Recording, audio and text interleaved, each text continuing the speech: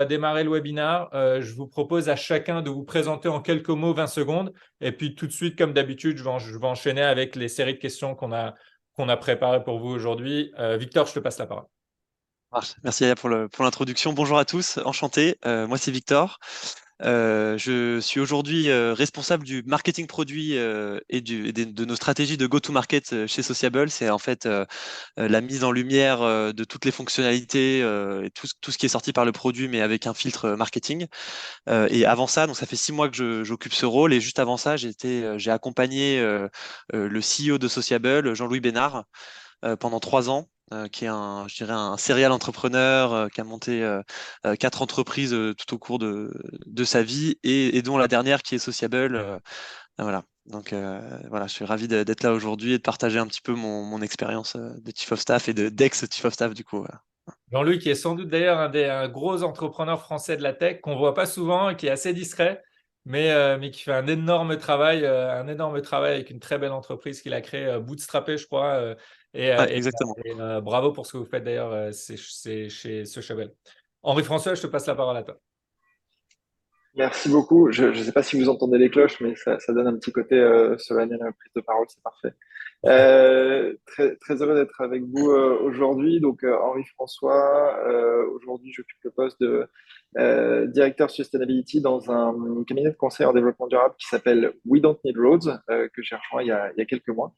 Et donc avant ça, j'ai passé un peu plus de 3 superbes années chez Payfit en tant que chief of staff, où de manière très synthétique, on y reviendra, je m'occupais des sujets de gouvernance, de transfo et donc de RSE, qui m'a amené à monter en compétences et à tomber amoureux de ces sujets-là, et ce qui explique voilà, mon poste aujourd'hui.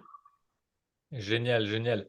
Et je vais juste 2 mots. Moi-même, Yaya Falla, je suis un des cofondateurs de Seven, cabinet de formation et de conseil. Et on est passionné par tout ce qui touche à la transmission de la connaissance. Et aujourd'hui, on organise ce webinaire spécifiquement autour du métier de Chief of Staff, comme je disais, notamment en ciblant notre formation BICOS, donc il y a une formation autour de ce métier-là. Je vais tout de suite démarrer par la première question qu'on avait préparée ensemble. Je vais l'adresser à toi, Victor. Avant de justement arriver à cette évolution que tu viens d'avoir sur ce nouveau poste après les quelques années que tu as passé en tant que Chief of Staff, ma première question, c'est comment déjà tu es arrivé, toi, sur le poste de Chief of Staff c'est chez Sociable? Ouais, alors donc l'histoire c'est que moi j'ai fait mes études à Singapour, à l'étranger, j'ai fait un bachelor commerce et j'ai assez rapidement j'ai fait une alternance en fait sur mes 2 dernières années de bachelor chez Sociable, donc la structure où je suis aujourd'hui. Et mon premier job en fait c'était responsable partenaire. Donc c'était un job en fait assez tourné vers l'externe et assez stratégique où en fait le CEO était très présent. Donc je passais beaucoup de temps avec le fondateur Jean-Louis sur les appels avec les analystes, avec des partenaires potentiels, etc. Donc en fait on s'est très vite rapproché sur ma première année d'alternance. Et puis, je pense qu'il voyait que j'avais les champs assez ouverts. J'avais toujours des bouquins, une dizaine de bouquins sur mon bureau, de Lean Startup, de bouquins un peu startup business, etc. Donc, je pense qu'il s'est dit, OK, il y a du potentiel avec Victor. Et donc, à un moment, il m'a proposé, en fait, de me prendre sous son aile, en fait, quelque part, qui devient un peu mon mentor. À l'époque, d'ailleurs, ça s'appelait pas Chief of Staff. Et voilà. Mais en tout cas, il m'a dit, écoute, je veux bien te former, mais tu t'engages à rester après l'alternance. Donc je me suis dit que c'était une super opportunité en fait d'apprendre auprès d'un entrepreneur aguerri quoi. Voilà, donc j'ai foncé Et quel direct. titre d'ailleurs que tu avais sur ce poste que tu as pris, si ce n'était pas Chief of Staff par curiosité? Parce que c'est vrai qu'on voit Alors beaucoup. au début, ouais, alors, au début c'était, on voulait pas utiliser le mot assistant. Donc on voulait pas utiliser le mot executive assistant qui d'ailleurs pouvait porter à confusion. On peut se dire que ça peut être lié à des fonctions de secrétariat alors que c'est beaucoup plus large que ça. Donc j'étais executive manager, en fait, ce qui était pas du tout clair comme titre. Et en fait, un jour, je me suis dit, non mais j'aimais pas ce titre parce que je trouvais qu'il était pas clair. Et j'ai benchmarké un peu sur LinkedIn et je me suis rendu compte que le vrai intitulé, c'était Chief of Staff, un intitulé qui vient en fait de l'armée, qui a été repris par la Silicon Valley, etc. Donc j'ai découvert en fait tout ça et je me suis dit en fait, je suis pas tout seul, c'est un job qui existe, et c'est dans les grandes et comme dans les petites structures. Donc voilà, c'est ça l'histoire. Génial. Je vois pas mal de monde entre-temps qui se sont connectés. Simplement, je vous rappelle du coup à tous que vous pouvez poser vos questions dans le chat ou dans la section questions et réponses. Et soit on les prendra au fur et à mesure, en fonction de la dynamique. Soit on les gardera pour la fin vers 12h30. On va essayer de commencer à prendre les réponses et de boucler le webinaire vers 12h40 pour info. Henri-François, je te donne la parole. Tu peux te présenter en quelques mots. Yes, avec plaisir. Bah, écoute, moi, le parcours, il a commencé en sortie d'école de commerce en audit chez Ernst Young pendant un peu plus de 2 ans. Après ça, j'ai eu la chance de monter ma propre entreprise pendant 3 ans. Donc ça a été une expérience qui a été très structurante pour moi et qui notamment m'a donné une vue très 360 des sujets et des modes de fonctionnement d'une entreprise.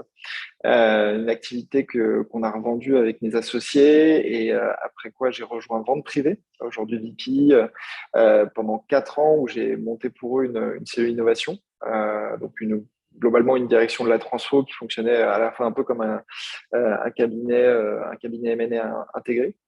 Et c'est suite à ça que j'ai rejoint Payfit en tant que Chief of Staff.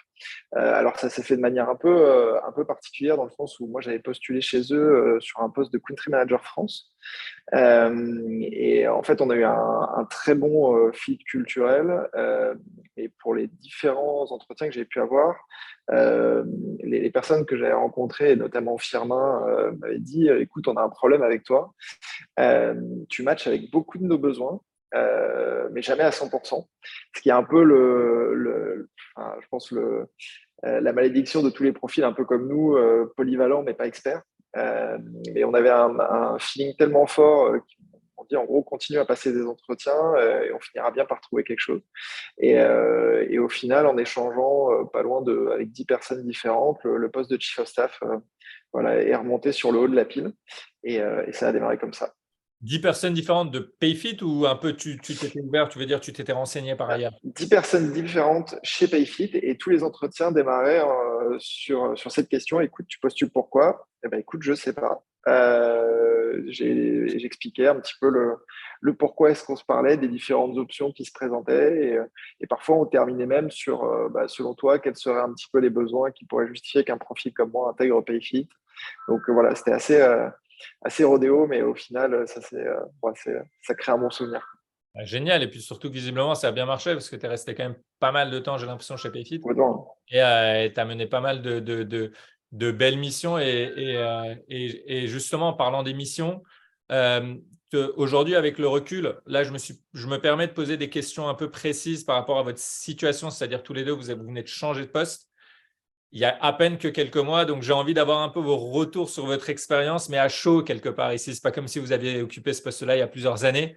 Donc voilà les questions que j'avais un peu préparées. Il y a celui-là un peu dans la continuité de ce que tu disais, Henri-François, mais quel a été pour toi le plus gros challenge que tu as eu à relever en tant que Chief of Staff chez Payfit?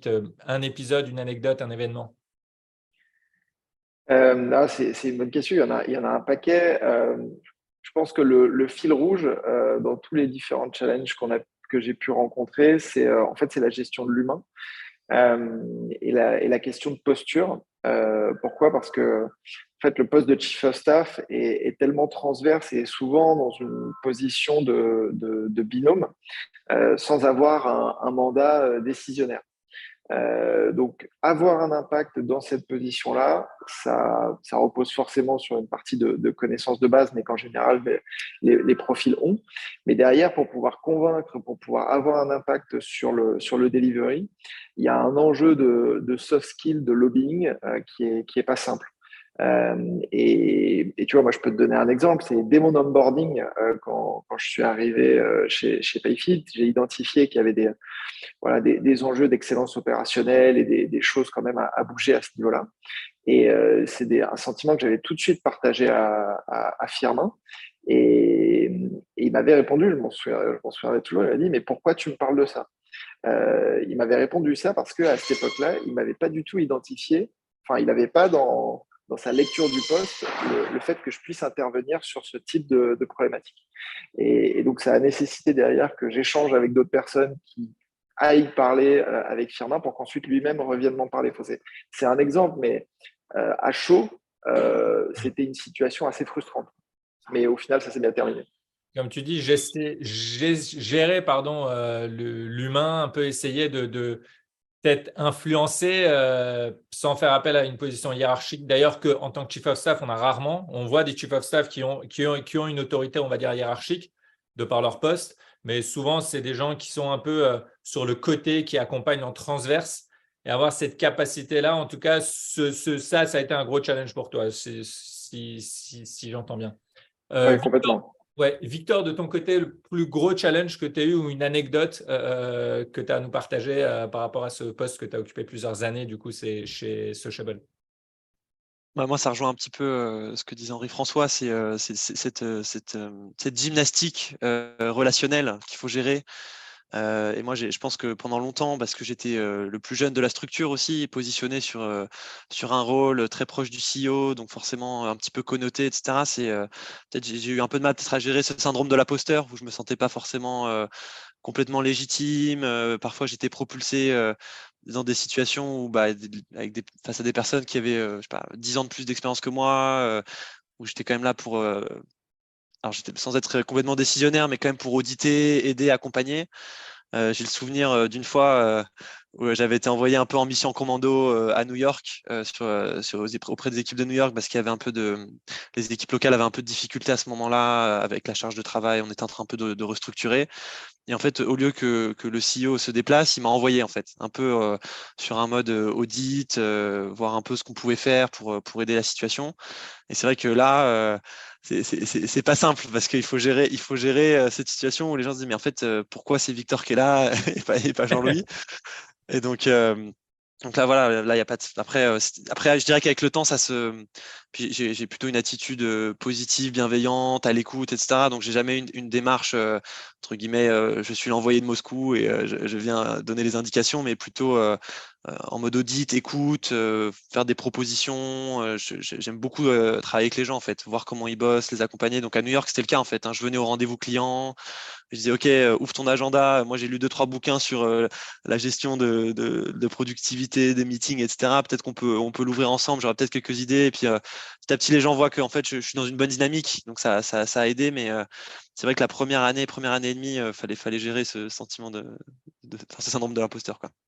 Faisons un petit zoom justement là-dessus, parce que bon, la question qui suit, c'est ce que vous auriez pu mieux faire si vous étiez mieux préparé ou formé. Mais sur cette anecdote, si on fait un zoom pendant 1 minute ou deux, Victor, enfin, qu'on comprenne bien, là, tu es envoyé depuis Paris à New York. Donc, il faut se dire qu'à l'époque, tu es relativement jeune, hein, tu as Ouais, je dois avoir 22, 23, quoi. Peut-être 23, je 22, pense. Ouais. 23 ans, ouais. Tu es envoyé par le CEO à New York pour gérer un peu une situation délicate potentiellement. Et enfin, tu es dans l'avion, tu atterris, tu vas voir les équipes à New York et là, il faut agir. J'imagine la difficulté. Enfin, comment tu t'y es pris justement pour gérer ça? Enfin, concrètement, ça s'est passé comment? J'ai bien compris que tu as pris une posture, si je comprends bien, un peu d'accompagnant, de gens qui est de personnes qui va se positionner pour apporter un service ou aider. Mais concrètement, les difficultés, comment tu as réussi à les relever? Et si je dois faire un lien avec Parce la que, question qui suit, comment est-ce que tu aurais pu être mieux préparé si tu devais cibler un élément? ouais. Je pense que c'est vrai que c'est ce que tu décris, hein. C'est-à-dire que tu arrives à l'aéroport, JFK, hop, je me souviens, j'ai pris direct le train, je suis arrivé au WeWork et je pense que ce qui m'a aidé, tu vois, c'est déjà j'ai tout de suite crevé les abcès. Tu vois, j'ai dit tout de suite, je comprends que la situation est difficile, je comprends que vous n'êtes pas content, je comprends que, enfin voilà, tout de suite j'ai crevé, j'ai pas fait genre comme si de rien n'était. Ok, je comprends bien, je suis pas là par hasard, je sais peut-être que même vous comprenez pas pourquoi je suis là d'ailleurs, etc. Il paraît pas le CEO. Donc tout de suite déjà, c'est un peu quelque part les remarques négatives, je les ai tout de suite désamorcées un petit peu. En tout cas, j'ai dit que j'ai conscience que c'est le cas, donc allez-y, on ouvre la discussion. Et après, c'est vrai que après, je communiquais tous les jours avec le CEO, quoi. Donc c'est vrai que j'avais quand même ce soutien de l'autre côté de l'Atlantique. Voilà, on s'appelait. Et ça, pour moi, même pour gérer, parce que émotionnellement, c'était pas simple à gérer aussi, hein, parce qu'il y avait beaucoup de. C'était très émotionnel. Fallait gérer de l'humain, comme disait Henri-François. Fallait bien comprendre les aspirations de chacun, les difficultés, dans un contexte. Donc c'était un contexte qui n'était pas simple. Donc c'est vrai que j'avais ce soutien-là. Je pense que là où j'aurais pu être peut-être un peu plus formé, enfin, honnêtement, j'ai fait le mieux que j'ai pu à l'époque, tu vois, avec mes compétences, tu vois, j'ai pas de regrets, mais c'est vrai que je pense qu'il y a peut-être un petit côté, pas avoir peur aussi de pas être que accompagnant, mais aussi être un petit peu plus assertif, tu vois, en disant, mais tu vas pas avoir peur de dire aux gens aussi franchement les choses, tu vois, en disant mais en fait là c'est pas une attitude qui est bonne, tu vois. Enfin, je pense que quand tu es un peu plus jeune, tu veux pas froisser les gens, t'oses pas trop, tu vois. Je pense que si j'avais eu ces conseils-là, ça m'aurait aidé aussi à. Les gens apprécient en fait, peuvent l'apprécier si c'est bien amené, si c'est bien expliqué aussi, ça peut être bien pris quoi. Ok, Voilà. je vois très bien, je vois très très bien. Ce que j'entends ici et ce que je trouve super, je me permets de rebondir dessus, parce qu'on a souvent entendu ça dans les différents webinaires ou tous les échanges qu'on a avec les chefs of staff, c'est cette relation étroite qu'on peut avoir avec le CEO ou personne qu'on accompagne en tant que chief of staff. Et là, j'ai l'impression, le fait de pouvoir lui parler tous les jours, t'a permis aussi de pouvoir t'appuyer autant sur le fond que sur un plan émotionnel sur quelqu'un, de pouvoir raconter les Ouais. choses, les analyser, prendre du recul pour mieux agir chaque journée qui passait à New York. Donc, je trouve ça très, très intéressant et beaucoup de valeur. Et merci beaucoup de nous raconter tout ça avec autant de transparence d'ailleurs, parce que je sais que c'est pas toujours facile à raconter les Ouais, épisodes durs.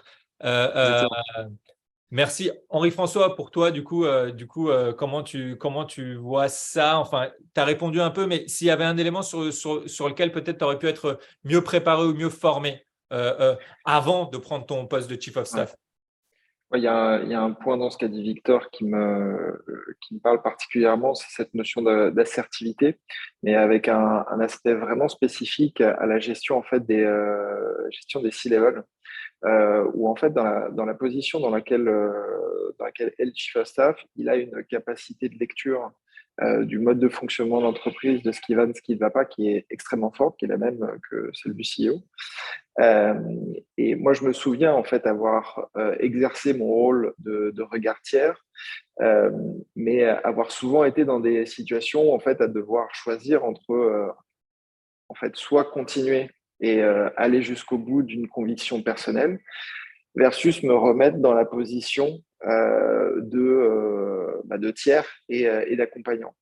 Euh, donc, je pense que là où en fait, où une formation aurait pu être vraiment utile en amont de ma prise de poste, c'est en fait sur la gestion des différentes dynamiques enfin, de l'accompagnement au changement, où moi, si je simplifie, j'étais préparé sur le constat à chaud, mais j'étais pas préparé forcément à ce qu'il fallait mettre en place derrière pour le défendre et l'implémenter dans le temps. Et donc, à partir du moment où j'avais face à moi des profils experts ou pas même, tout simplement des personnes qui avaient un mandat, euh, bah moi, j'étais peut-être trop respectueux en fait de l'organisation. Et là-dessus, je pense qu'il y a aussi bien quelque chose qui aurait pu venir de ma part en termes de méthode, mais aussi bien des choses que j'aurais pu demander peut-être de clarification sur le mandat à donner au chief of staff, de challenger beaucoup plus l'ordre établi, les réflexions, ce qui était verbalisé, mais pas complètement. C'était Ouais. plus du sous-titre, quoi. Ouais, j'entends, très intéressant. J'entends là ici effectivement, il y avait une part liée à l'organisation, au management, à un peu les éléments de pouvoir ou de titres qu'on pouvait mettre en place pour que l'organisation puisse évoluer et être efficace. Et aussi de ton côté, peut-être une capacité, comme tu dis, d'assertivité, de ne pas avoir peur d'initier un mouvement, un changement, même si parfois ça peut être délicat en fonction des parties prenantes présentes autour de la table. Surtout que toi, tu étais au niveau, on va dire, de la direction de Payfit, donc les enjeux étaient d'autant plus importants et peut-être les problématiques d'autant plus délicates à gérer. Donc il faut avoir une approche assez fine. Super intéressant. Je vois, il y a Delphine Granier. Merci Delphine pour la question que tu nous as posée. On va y répondre justement là sur la prochaine séquence. Donc, Delphine qui nous demande à partir de combien de temps est-ce que vous vous êtes senti en rythme de croisière et prêt à évoluer en interne? Donc, j'imagine en rythme de croisière sur le métier de Chief of Staff pour évoluer vers un prochain poste. Et comment s'est passée cette transition? On va arriver là-dessus. Oui, on va arriver là-dessus. Donc, comment c'est passé pour vous, chacun? Donc, assez différent, hein, je veux dire, on voit Victor qui est toujours dans la même boîte, je le rappelle, c'est chez Sociable, pardon, et Henri-François qui a évolué dans une nouvelle structure. Comment ça s'est passé justement? À quel moment vous vous êtes dit chacun que vous alliez évoluer? Est-ce que c'est venu de vous? Est-ce que c'est venu de l'extérieur? Est-ce que vous aviez potentiellement déjà peut-être évolué dans vos missions un petit peu? Donc, on peut répondre en même temps à la question de Delphine et voir un peu comment s'est passée cette transition pour vous deux. Victor, par exemple, si tu veux commencer. D'accord. En fait, c'est pas une question qui est complètement simple parce que moi, je prends l'exemple de Sociable. Moi, quand je suis arrivé, on devait être une vingtaine de personnes. Et quand j'ai changé de job, on devait être 100 personnes à peu près. Donc en fait, mon job, il a vachement évolué au fil des années. Et je pense d'ailleurs qu'il y a enfin, plein de gens qui pourraient faire quelque part une carrière de chief of staff, qui pourraient faire ça plus longtemps que 3 ans. Parce que surtout dans les structures qui font de la croissance, en fait, les missions vont évoluer et puis il y a toujours ces missions un peu commando qui arrivent, qui font que ça remet un petit pic d'adrénaline à certains moments. Donc on peut se dire, mais en fait, j'adore ce job, j'ai pas forcément envie d'être dans une position où je suis enfermé. Là, je suis très polyvalent, ça me va bien. Donc je pense que ça dépend un peu de la personnalité et du rythme de croisière de l'entreprise au global. Moi, je dirais au bout de 2 ans et demi, j'ai vraiment senti que j'avais plus ce sentiment d'imposteur. Je sentais maintenant j'avais plus de compétences. J'étais pas juste capable d'auditer, de mettre le doigt sur les problèmes, mais j'étais aussi capable de venir de façon proactive avec des solutions et de les mettre en place. Donc j'ai vraiment eu un moment cette envie de prendre mon envol un peu, de quelque part quitter le mentor un peu et avoir mes propres sujets et les faire grossir. Donc voilà, c'est là où c'est venu c'était assez intuitif pour moi au bout de 2 ans et demi, mais encore une fois, je pense que ça doit dépendre des personnes, du contexte de la structure, etc. Génial, génial. Il y avait une autre question pour moi un peu liée à ton parcours.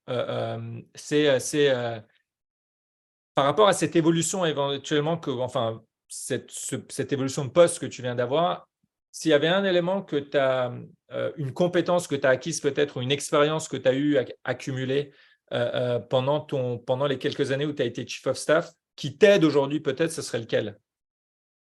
Ou Je comment pense est-ce que le métier de que, Chief of Staff aujourd'hui t'a aidé à prendre ce poste-là particulièrement? je pense que ce qui m'a vraiment aidé, c'est gagner en hauteur. C'est-à-dire que je comprends aujourd'hui, entre guillemets, je suis un redescendu dans la pyramide, mais le département que j'ai, je comprends très bien comment est-ce qu'il s'inscrit, comment est-ce que le marketing contribue en fait à l'ensemble de ce qu'on cherche à faire dans l'entreprise. Et en fait, c'est cette vue globale qui moi, me permet notamment de bien coordonner les actions entre les différentes personnes de l'équipe, au niveau du market, etc. Et ça, c'est parce qu'en fait, je comprends que on n'est pas juste en train de faire un article de blog. En fait, je comprends comment cet article de blog s'inscrit dans une campagne globale qui soutient tel objectif de l'entreprise avec tel enjeu, etc. Et moi, j'ai vu souvent, et surtout sur des positions où les gens sont un peu plus spécialistes, ils sont un peu dans leur tunnel et puis à un moment, ils comprennent pas forcément, ils comprennent pas toujours, ah, mais finalement, à quoi ça sert? Moi, je fais mon truc, mais en fait, ton truc, s'il est tout seul sur son île, il sert à rien. En fait, il faut qu'il soit connecté au continent pour que ça ait de l'impact, en fait. Et ça, je pense que le fait d'avoir vu tout ça dans l'entreprise, d'avoir tout vu, ça me donne une bonne vue d'ensemble. Ça m'aide bien aujourd'hui. Génial, merci beaucoup. Henri-François, toi de ton côté, enfin, à quel moment est-ce que tu t'es senti un peu en vitesse, en rythme de croisière au bout de combien de temps? Pourquoi et comment est-ce que tu as pu évoluer sur ce nouveau poste? En sachant qu'il me semble de mémoire, si je ne me trompe pas, chez Payfit, sur la fin, tu avais presque déjà changé de poste. Donc, tu as changé de poste en interne, puis tu as quitté Payfit, mais tout ça dans un laps de temps Ouais, assez intéressant ouais, pour pouvoir avoir une vision 360. ouais, Raconte complètement. ça. Bah, en fait, chez Payfit, ou même cette notion de zone de confort, elle est directement liée à l'intensité et à l'évolution de l'entreprise. Moi, au final, sur le poste de Chief of Staff, je pense que j'ai occupé pleinement pendant 2 ans et demi. J'ai jamais vraiment été dans une zone on va dire, de stabilisation parce que dès que cette zone-là se rapprochait, il y avait des sujets qui venaient se rajouter. Donc, c'était l'aspect hyper intéressant et stimulant du poste. Mais au final, bon, voilà, les cycles d'apprentissage, ils étaient quand même assez rapides parce que le deal était clair, parce que on avait la chance en interne d'avoir quand même une culture et des personnes qui se rendaient disponibles pour avoir des éléments de réponse quand même assez vite. L'écosystème, au fur et à mesure autour du poste de Chief of Staff, que ce soit par ton activité ou même dans le réseau qu'on peut avoir entre Chief of Staff, faisait que on pouvait assez facilement se partager des bonnes pratiques. Donc, Voilà, puis après, voilà, mon background d'entrepreneur faisait que je pouvais voilà, monter en compétences relativement vite. Non, la question et le moment où j'ai changé en interne, c'est au moment où bah, justement il y a ce décalage entre la capacité d'évolution à titre individuel et l'accélération du besoin et le niveau d'expertise. Donc, nous, sur des sujets notamment M&A, sur lequel j'avais pas d'historique ou en tout cas pas au niveau sur lesquels on allait se positionner, à justifier le fait qu'on recrute en fait une Chief Strategy Officer qui avait ce parcours, qui avait presque 10 ans de seniorité de plus que moi, et qui allait récupérer toute la partie gouvernance que j'avais montée pour que moi je me concentre sur le volet transformation et RSE. Et RSE. Et du coup, c'est à partir de là que, là, C'est à récemment, partir de tu as là que le évolué, changement tu as s'est fait. quitté Ouais. Payfit pour aller spécifiquement sur ton nouveau métier, sur ton nouveau poste.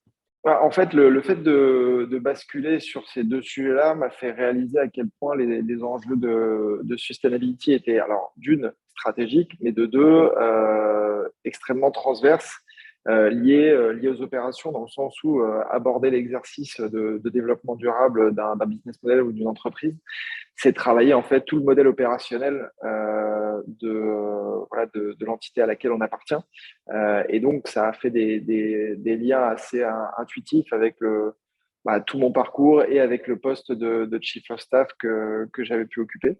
Je me permets de te couper, Henri-François, parce que là, on est sur un sujet assez intéressant qui est en lien direct avec ton nouveau métier.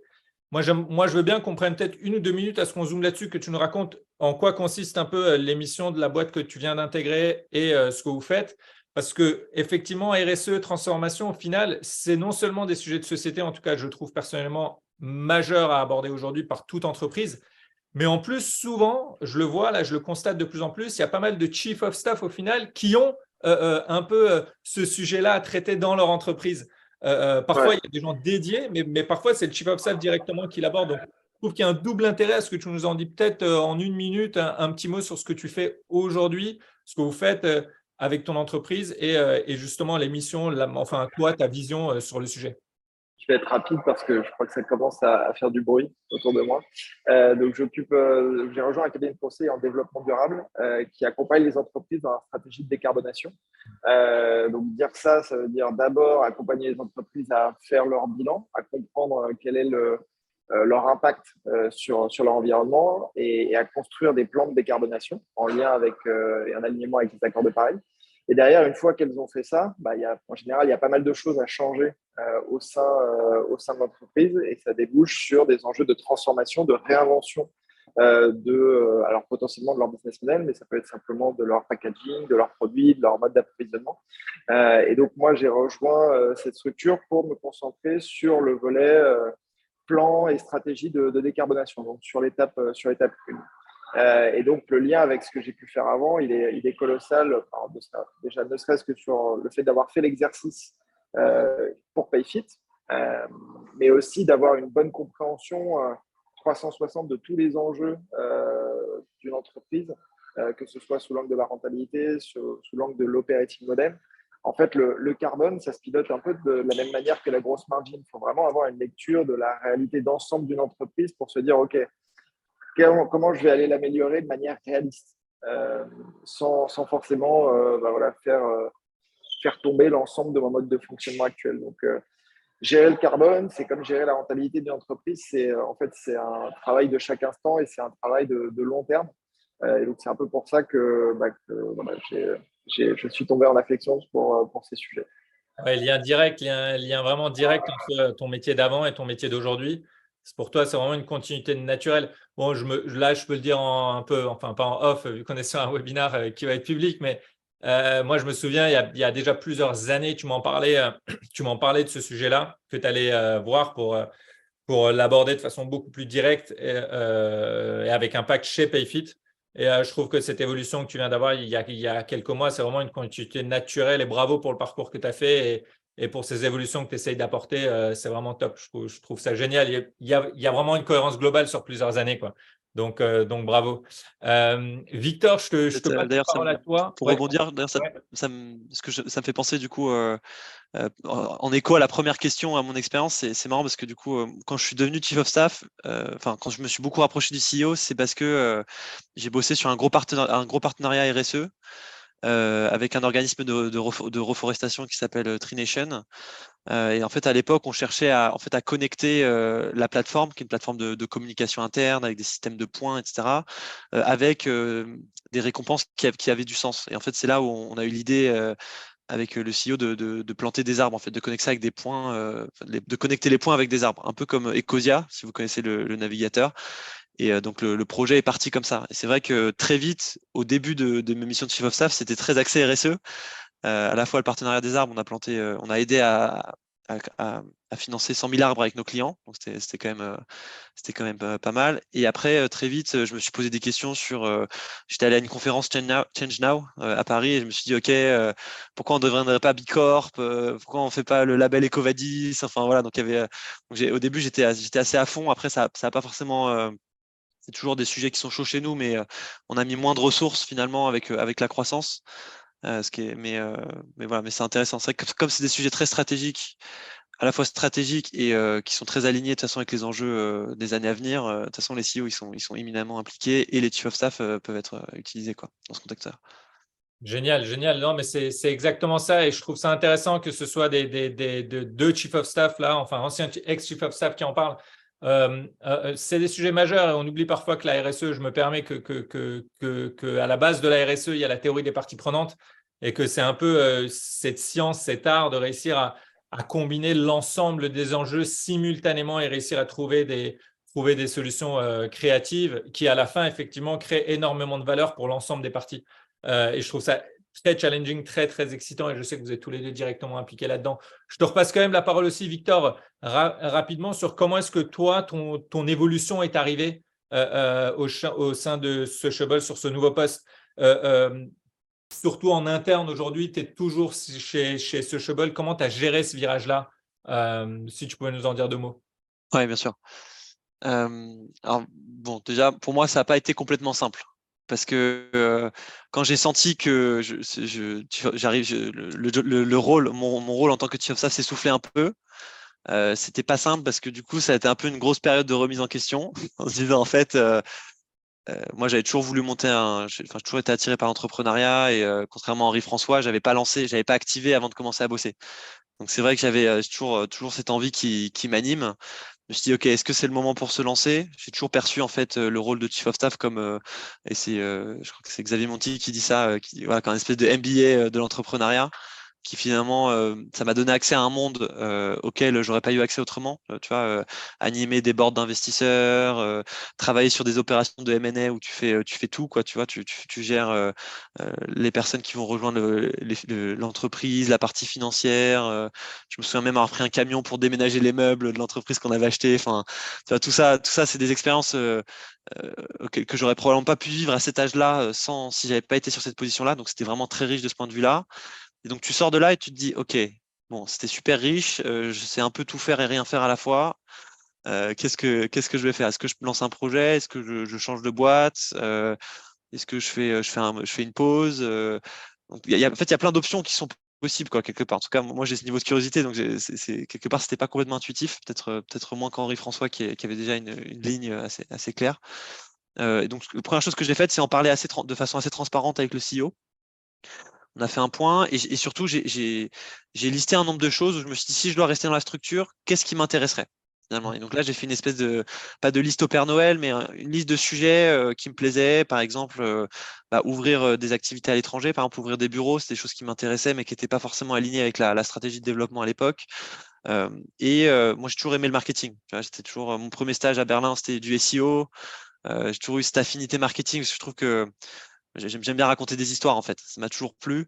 Et le marketing, moi je trouve, c'est comment est-ce que tu racontes l'histoire de l'entreprise en fait, l'histoire du produit, comment tu t'amènes les gens à aimer un produit, etc. Et donc là, il y avait un gros besoin sur la partie product marketing, sur lequel voilà, on avait besoin d'accélérer et sur la partie go-to-market aussi, sur la partie un peu plus vente commerciale.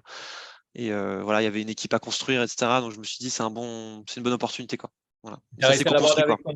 réussi à l'aborder avec ton CEO, ça a été tout de suite accepté. Est-ce qu'il y a eu une période de transition? Est-ce que ça a été difficile? Parce que j'imagine des fois, quand le fit passe bien avec un chief of staff en poste comme toi, on n'a pas forcément envie de le laisser partir. C'est toujours délicat peut-être de retrouver quelqu'un avec le même fit, les mêmes Ouais. valeurs. On parle beaucoup le fit entre le chief of staff et son dirigeant.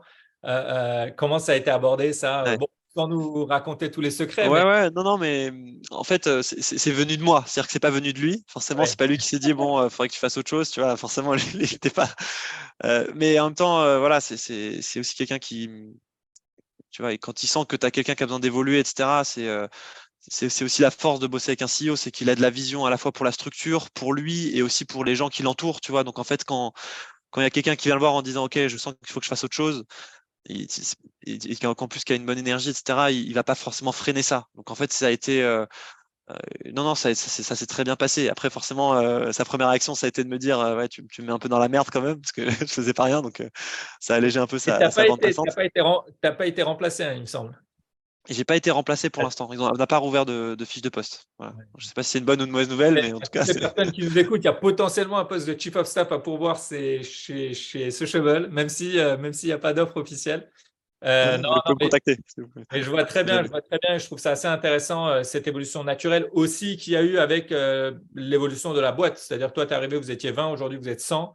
La structure a Ouais. évolué, les postes, les missions, les responsabilités. Et dans ce mouvement-là, dans cette évolution-là, tu as su saisir ce poste-là qui me paraît super intéressant.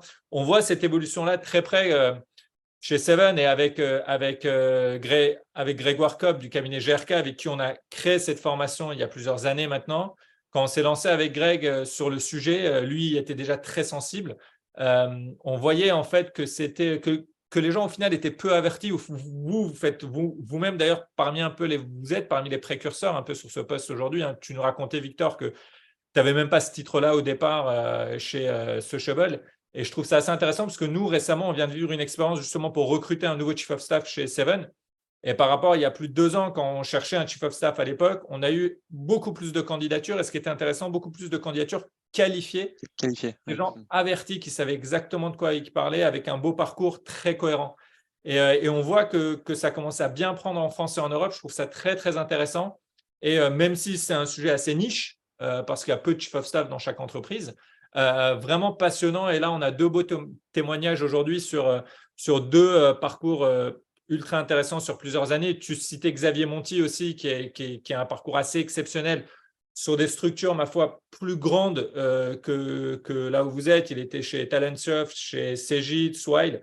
Mais oui, c'est un MBA, c'est un accélérateur de carrière quand on a 25 ans ou qu'on est 35, 40, 45, 50. On voit des parcours assez passionnants. Est-ce que vous voulez chacun ajouter peut-être un petit mot? Est-ce qu'il y a un sujet qu'on aurait abordé un peu trop vite ou que vous voulez dire? Ou est-ce qu'on est Bon, bon? on va voir s'il y a des questions. Voilà. Ouais, je regardais en même temps, je vois Judith qui pose une question.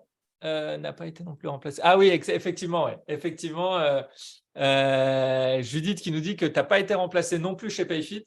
Et elle aimerait savoir quelle est ton analyse de la situation. Moi, j'ai juste envie de dire que pareil, comme chez Sociable, il y a peut-être un poste à pourvoir ici. Si tu voulais dire 2 mots là-dessus, Henri-François, pas de chez Payfit, peut-être que personne n'ait repris ton poste pour l'instant derrière. Ouais, si on est objectif, je pense que ça veut dire surtout qu'on est irremplaçable. Mais sinon, je pense que le poste de Chief of Staff évolue énormément avec la taille et donc avec les besoins de l'entreprise. Et donc, la réalité du poste n'est plus la même avant et après qu'on passe dessus, entre guillemets. Donc, je pense qu'il y a forcément une petite étape de maturation pour redéfinir un peu le scope. Et moi, j'ai envie de te dire, surtout en théorie, si on fait pour le coup sérieusement bien notre boulot, normalement, il y a pas mal des sujets où on pose des fondations qui après atterrissent dans l'organisation. Donc, c'est pas déconnant que le poste soit pas en plug and play, sinon ça veut dire qu'on n'a pas fait grand-chose pendant notre mandat et ça, c'est un peu inquiétant. Je trouve ça super intéressant ce que tu viens de dire. Et on va garder justement, parce qu'à mon avis, ça peut être une nouvelle discussion pour un prochain webinaire, mais des organisations où il y a un chief of staff, il y a toujours un poste de chief of staff qui est ouvert et qui tourne. J'ai l'impression, mon sentiment, c'est que les boîtes américaines qui sont beaucoup plus matures sur le sujet ont peut-être déjà ce modèle-là. Là où en France, effectivement, il faut un fit, comme on dit, majeur et vraiment un timing aussi idéal. Ça a été ton cas, Henri-François, ça a clairement été ton cas, Victor. Et on le voit justement, les deux, vous avez quitté vos postes et il n'y a pas eu de chief of staff immédiatement derrière recruté. Donc, je trouve ça assez intéressant. Merci Judith pour la question parce que ça nous permet potentiellement d'aborder ce nouveau sujet plus tard. Merci en tout cas, on arrive sur la fin du webinaire. J'essaie de tenir le timing cette fois-ci et de ne pas finir en retard. Donc, on est bon. On a visé entre 40 et 45, il est 42, nickel. Victor, merci infiniment d'être venu sur ce webinaire aujourd'hui. Henri-François, merci encore 1000 fois de toujours répondre présent depuis le premier jour. Bon courage à tous les deux dans la suite des aventures que vous êtes en train de vivre. Et on se reparle très, très vite. Merci infiniment et merci à tous les spectateurs qui étaient présents aujourd'hui. Allez, merci à tous. Excellente journée. Salut. Ciao. Merci.